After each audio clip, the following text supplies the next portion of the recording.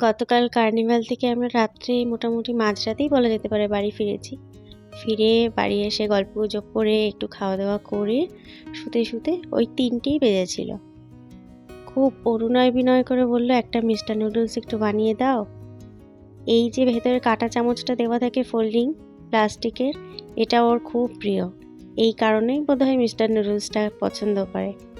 Mister নুডলসের মশলাটা কিন্তু খেতে বেশ সুন্দর, আর ভেজিটেবলসগুলো ড্রাই করা থাকে, এটা একটু দিয়ে রান্না করে দিই। একটা তেল দেওয়া থাকতো, সেটা ইদানিং দেয় না। নুডলসগুলো একটু নরম হয়ে আসলে এর মধ্যে এবার ওই শুকনো সবজিগুলো দিয়ে দেবো। না হলে পরে শেষের দিকে দিলে শুধু ওই গার্নিশিংই হয়, দেখতেই ভালো লাগে কিন্তু খেতে খুব একটা তখন ভালো লাগে না। আমি ঘুম থেকে উঠলাম প্রায় 7:45 নাগাদ। তারপর সমস্ত কাজকর্ম সারলাম। ব্যস্ত মানুষকে চা বানিয়ে দিয়েছিলাম, সে খেয়ে বেরিয়ে গেছে। এখন আমি আর ছেলে খাওয়া দাওয়া করব। কন্টেনারটার ওপর থেকে কাগজগুলো খুলে ফেললাম। এই কন্টেনারগুলো ভীষণ উপকারে আসে আমার। নানান রকম জিনিস হটনট ফ্রিজে রাখতে গেলে খুব ভালো। আজকে আবার রাস পূর্ণিমা, ঘরে একটু ঠাকুরের পুজো করব, তাই জন্য একটু চা আর বিস্কুট খাবো আমি, আর পিকু খাবে এখন মিস্টার নুডলস। খেয়ে ও ওর কাজ করুক, আর আমি যাই আমার কাজে।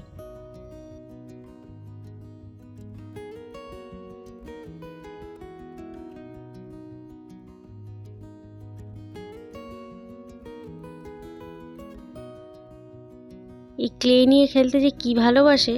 একদিকে ভালো, এগুলো নিয়ে বসে সময় কাটায়। গরমকালে এই জাতীয় খেলা নিয়ে ঘরের মধ্যে থাকে, এটা বেশ ভালো একটা দিক। আগের ক্লে দিয়ে স্কুলের একটা প্রজেক্ট বানিয়েছিল একবার, ইংলিশের কি যেন একটা বানাতে দিয়েছিল, সেই সময় করেছিল, ফলে অনেকগুলো কমে গেছে। সেই তবে থেকেই ওর মনে রয়েছে আমার এটা আবার কিনতে হবে।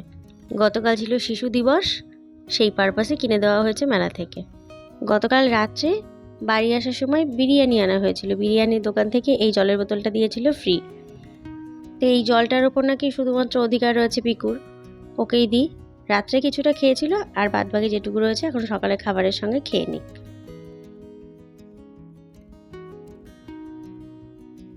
আজকে রাস পূর্ণিমার জন্য সবার স্কুল ছুটি, সব বাচ্চাগুলো বাড়িতে খেলাধুলো করার জন্য হাঁকডাক দিয়ে গেল একদল।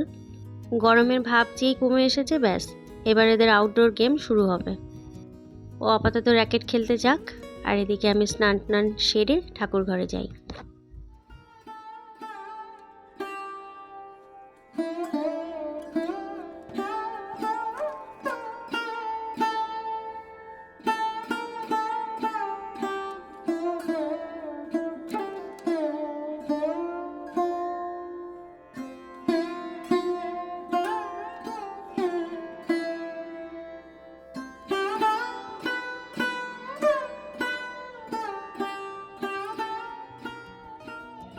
এখন আর পাজালটাকে জ্বালাবো না, সন্ধেবেলায় একেবারে জ্বালাবো। আর কর্পূরটাও শেষ, কর্পূরও আনতে হবে সন্ধেবেলায়, একেবারে এই দুটোকে জ্বালবো। কবে এই প্যাকেটটা আনা হয়েছে, এটা থেকে গাছ লাগাবো, তাই ভাবলাম আজকেই ভালো দিন রয়েছে, আজকে ভিজিয়ে রাখি, বিকেলবেলায় বসিয়ে দেবো। মোটামুটি 6-7 ঘন্টা জলের মধ্যে ভিজিয়ে দিয়ে তারপরে মাটির মধ্যে ছড়িয়ে দিলে বেশ সুন্দর গাছ বেরোয়। দিনের বেলা পুজো দেওয়ার পর ঠাকুরের বাটা নামিয়ে নেওয়ার পরে এই গ্লাসের জল দুটো আমি এখানে ঢাকা দিয়ে এভাবেই রেখে দিই। ফল মিষ্টি প্লেট থেকে নামিয়ে নেওয়ার পর সেটাকে যদি ধুয়ে রেখে দিতে পারি বেশ ভালো হয়। আগামীকাল পুজো দেওয়ার সময় আর এটাই খুব বেশি দাগঝোঁক পড়বে না। চাল কলা মাখাটা আর সন্দেশটা নিচে নিয়ে এসে এখানে দুটো বক্সে রেখে দিলাম। এইবারে আমার আর একটা কাজ, চালের এই বস্তার থেকে চালগুলোকে ড্রামে ঢালা। চালের বস্তা থেকে বড় ড্রামটার মধ্যে সবটা ঢেলে যেটুকু প্রয়োজন হয় ছোট ওই কন্টেনারে করে এনে রেখে দিলে আমার একটু সুবিধা হয় রান্নাঘরে থাকলে। তেল গরম হয়েই গেছে, মাছগুলোকে নুন হলুদ মাখানোই ছিল ফ্রিজে, অনেকটা টাইম আগেই বের করে রেখেছি। এবার এটাকে ঝাপাঝাপ রান্না করব। সকাল থেকেই আজকে আমরা লেট, আর এখন ঘড়িতে 1:30টা বাজে। আদা আর কাঁচা লঙ্কাটাকে পেস্ট করব, মাছের ঝোল বানাবো আলু বেগুন দিয়ে।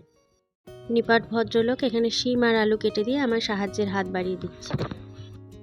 যার মধ্যে আধ্যাত্মিকতা নেই তার মস্তিষ্ক অপরিণত, সে যত বয়সেরই হোক না কেন। আমি ভীষণভাবে এগুলো বিশ্বাস করি। যেই বিশ্বাসে নিজের কাছের মানুষগুলোর ভালো হয়, নিজের ভালো হয়, সেই বিশ্বাস সংস্কার হোক বা কুসংস্কার মেনে চলাই ভালো। এই বালতিটাকে আমি ম্যানেজ করেছিলাম খালি বোতল রাখার জন্য, এখন দেখছি বালতিটা ছোট হয়ে গেছে, এর থেকে কোনো বড় গামলা টামলা রাখতে হবে আমাকে এই খালি বোতল এক জায়গায় করে রাখার জন্য। কিছু একটা রাখলে তবেই এই বোতলগুলো এক জায়গায় থাকে, না হলে সারা ঘর ছড়িয়ে থাকে। পিকুকে বলেছি জলগুলো ভর, ব্যাস। ওকে একটা কাজ বলা মানে সেটা নিয়ে আগে নানান রকম ছল্লি বল্লি করে খেলাধুলো করে নিয়ে তারপরে করে। সে করুক, একটু খেলাধুলো করলেও আমার কাজটা করে দেয়, এইটাই আমার রক্ষা। বিকেলের ব্যাচটা আজকে ফাঁকা রেখেছিলাম, কারণ একটু ঘুমের প্রয়োজন ছিল, কিন্তু ঘুম আর সেইভাবে ঠিক হলোও না। আর এদিকে সারা ঘর ওলট পালট হয়ে পড়ে রয়েছে। চেয়ার ঘরে রাখা মানেই এই অবস্থা হবেই। ঘরটা একটু গুছিয়ে নিলাম, কিন্তু এখন যে ভদ্রলোক খাটের ওপর বই খাতা নিয়ে বসলো, কতক্ষণ ঠিক থাকবে তার কোনো ঠিক ঠিকানা নেই। আজকেও কয়েকটা ক্লাবে ঠাকুরের বিসর্জন রয়েছে, তো সেই সমস্ত আওয়াজ ঘরে বসে শুনতে পাচ্ছে, ব্যাস। ও ভাবছে ওকে নিয়ে যাওয়া হচ্ছে না, ওই কালকের মতনই হয়তো চলছে।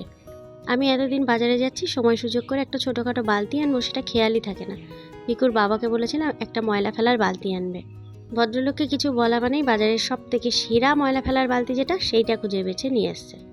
খুব সামান্য কিছু যদি আনতে দিই, সেটা এত অসামান্য নিয়ে চলে আসে, তারপর সেটা আমি আর সেই কাজে ব্যবহার করতে পারি না। এই বালতিটা দেখে আমার একটাবারের জন্য মনে হচ্ছে না এর মধ্যে ময়লা ফেলি। এটা দেখেই আমার মনে হচ্ছে এই সমস্ত স্টোরেজ করে রাখার জন্য খুব সুন্দর। রান্নাঘরের একটা কর্নারে রেখে দেবো। আমার স্কচ ব্রাইট, তারপর ভিম বার, এই সমস্ত ঘরে স্টোর থাকেই, ফলে এইগুলো রাখার জন্য আমার সত্যি বলতে একটা জায়গার দরকার। বালতিটা যদি একটু ডার্ক কালার হতো, পাতলা হতো, একরকম ডিজাইনের হতো, ঠিক ছিল। ঢাকনাটাও এত সুন্দর, আবার এমন খাঁজকাটা যার মাঝখান থেকে পিঁপড়ে ঢুকতে পারবে। আর সাদা বালতির গায়ে ময়লা লেগে থাকলে সেই বালতি নিজেরই ধরতে ইচ্ছা করবে না। ভালো জিনিস ব্যবহার করতে গেলে তার পেছনে মেহনত করতেই হবে। এই বালতিটাকে এইরকমই চেহারা না রাখলে পরে কি করে ব্যবহার করব? এই ঢাকনার মাঝখান থেকে রয়েছে ছোট ছোট একটু একটু করে ফাঁকা, এটা এই নকশাটার জন্য হচ্ছে। এর মাঝখান থেকে যদি কখনো আরশোলা ঢোকে, কোনো সময় যদি পিঁপড়ে ঢোকে, তাহলে কি করে হবে? এই জন্য সংসারের ছোটোখাটো জিনিস আমি নিজে গিয়েই কিনে নিয়ে আসি, কারণ বাড়িতে নিয়ে আসার পর অপছন্দ হলে সেটা বলতেও পারি না। বিকেলে যেহেতু আমার পড়ানোর কাজ ছিল না, ফলে একটু ব্রেনটা রিল্যাক্স রয়েছে, ভাবলাম কয়েকটা কাজ সেরে আসি।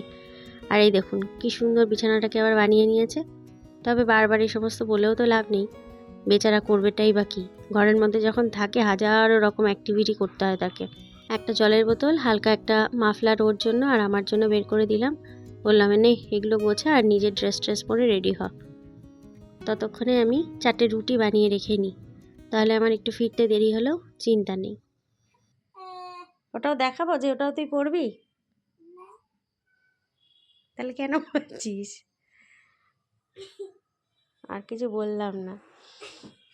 এটা নিয়ে নিই, যদি ফেরার সময় লাগে তখন একটু গলায় দিস। আমার মাস্ট বি লাগবেই। আমার একটা নিলাম, কালকে আমি যদি শুয়ে খক খক করি আমাকে কে দেখবে বল? ঠাট।